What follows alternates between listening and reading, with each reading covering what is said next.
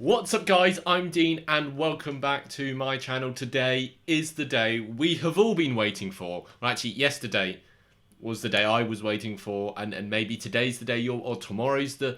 I watched Spider-Man No Way Home. Spoilers, okay?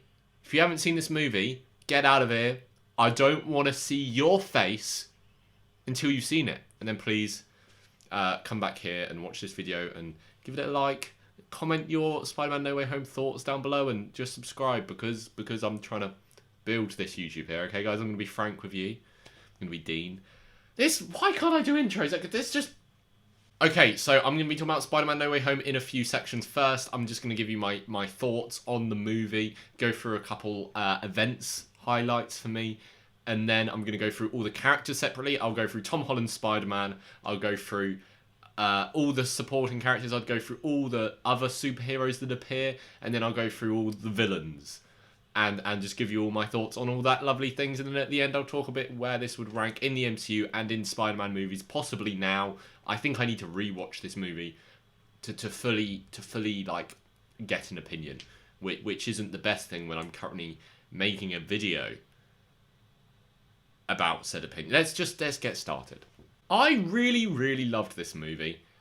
I think it did so much right. And an issue I have with Avengers Endgame, looking back on it, is that I feel like it was too much spectacle and it was just climax after climax and not much happening in between. And I was worried this movie would be like that going in it, because various people involved in the production of it have been saying, oh, this is like Spider-Man Endgame. And to an extent it is like Spider-Man Endgame, but a lot happens and there's a lot of emotional depth here compared to a lot of MCU movies, and it does a lot right, in my opinion. I love the exploration of certain characters they do here and stuff like that. I really enjoy all that sort of thing. I think the action is good, it's solid, it's nothing amazing, it's nothing like Shang-Chi, obviously, but some of the best we've had from Marvel in the last few years, I reckon.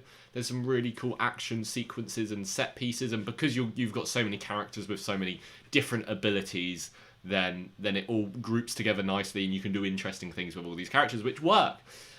And yeah, I'm not sure what else to say. It's a good-looking movie. All the CGI is great. There's a few dodgy CGI moments, but apart from that, the cinematography and the colouring is nothing spectacular. But it's interesting enough.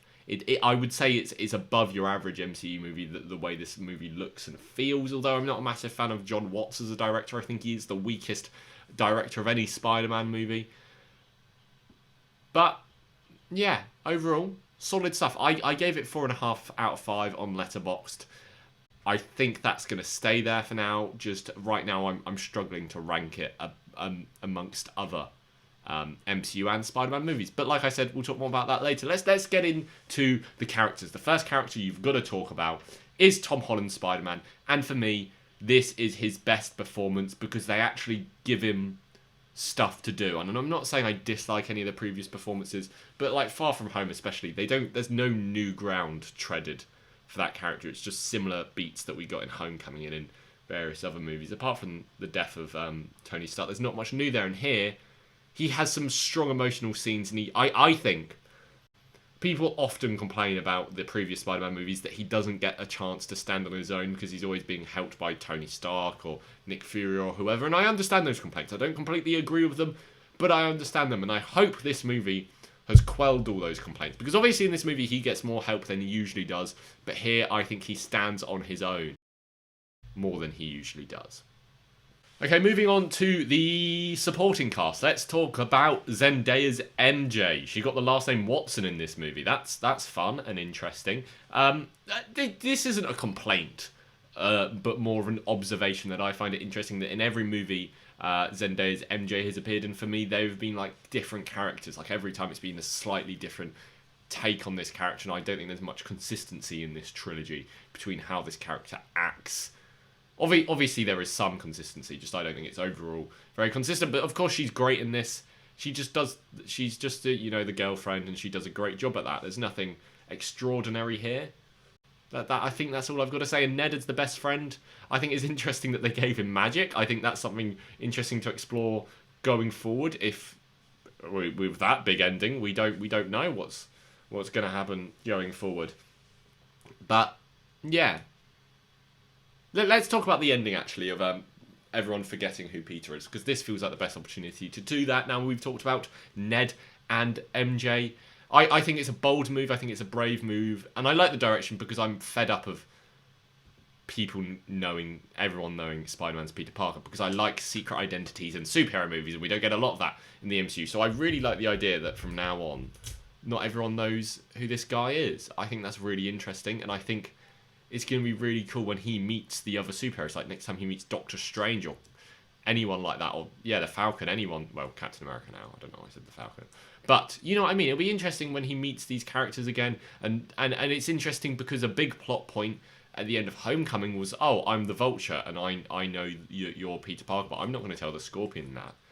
Now Adrian Toomes doesn't know. Now the Vulture doesn't know who Spider-Man is, which I think's also pretty interesting. All these elements, yeah, pretty solid stuff if you bloody ask me. On to Aunt May.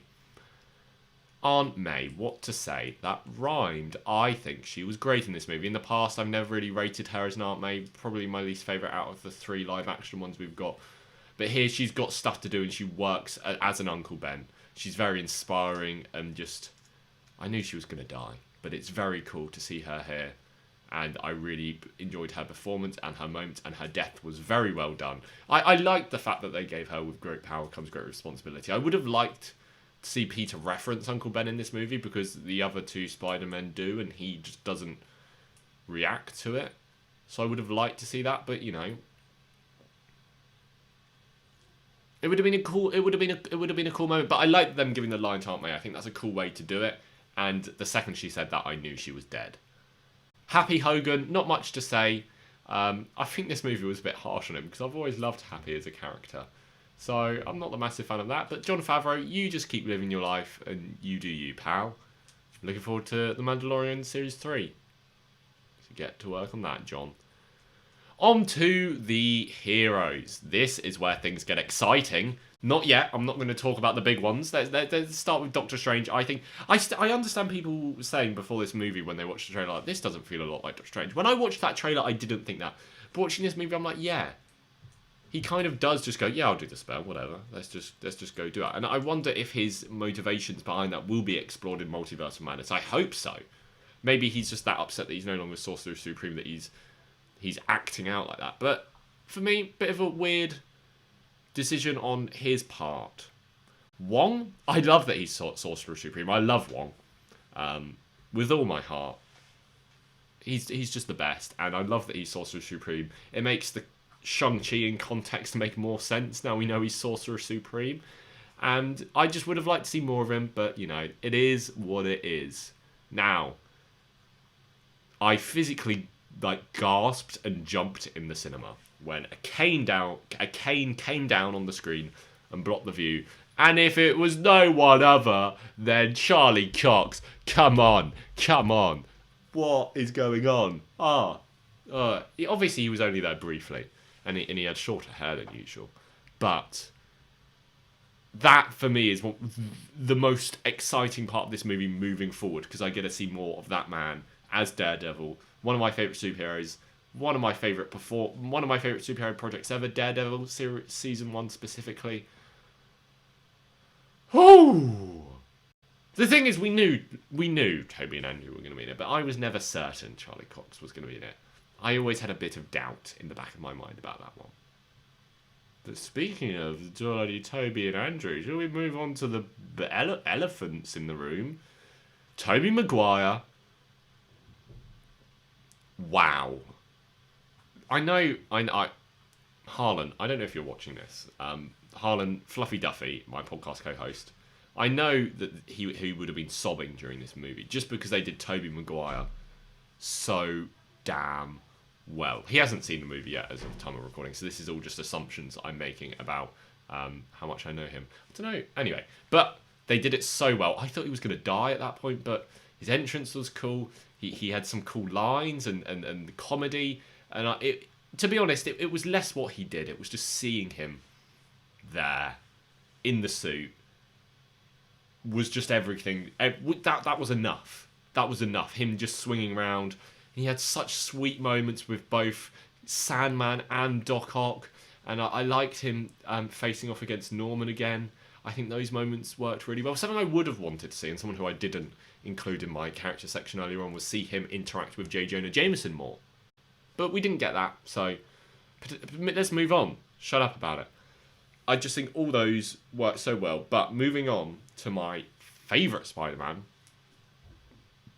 Andrew Garfield. I think it's, to me, there's no doubt that Andrew Garfield, out of the three Spider-Men, is the most talented actor. And I think when you see all three of them next to each other like that, this movie really shows that. Like, he can cry on a dime. I can't click. Fun fact about me. Like, when he saves MJ and he just starts crying. That was so beautiful.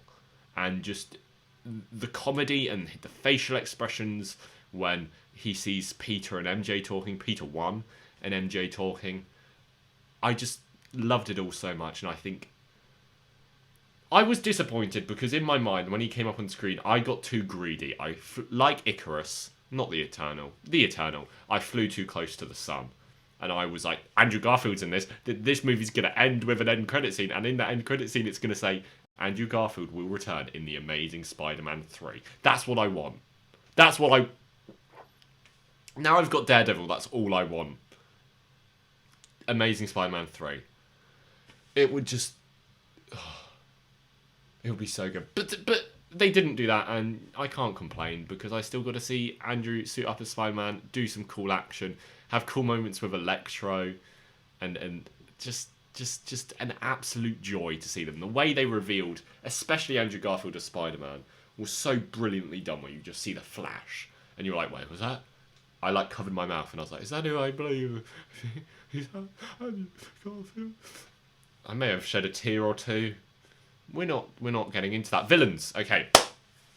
Dr. Octopus. I loved Alfred Molina's Doc Ock.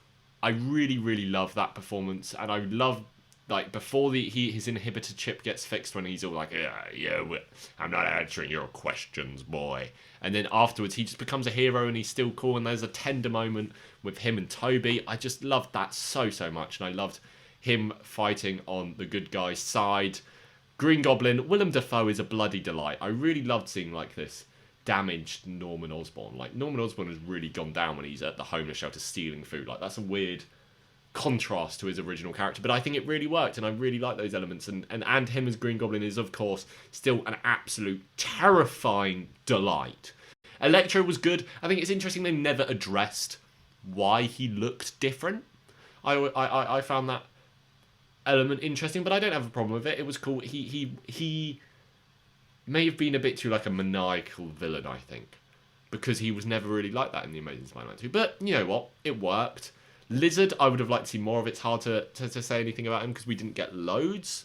And Sandman, I could say something similar, but Sandman was a good inclusion. And what I liked is they didn't turn these villains just into, apart from maybe Electro, into punching bags. They all kept their original personalities, and they all had their own motivations for doing what they were doing. Like, the one I was specifically worried about was Sandman. I was worried that Sandman would be like, oh, I'm just going to beat up Spider-Man because I'm a Spider-Man villain, blah, blah, blah. But he just wanted to go back home to see his daughter, and I think that was a really cool conclusion for that. And that, my friends, is all the villains, apart from Venom, if he counts. It's weird. Okay, so the black suit's going to be interesting because, number one, Toby kind of warned Tom, about the black goo from space.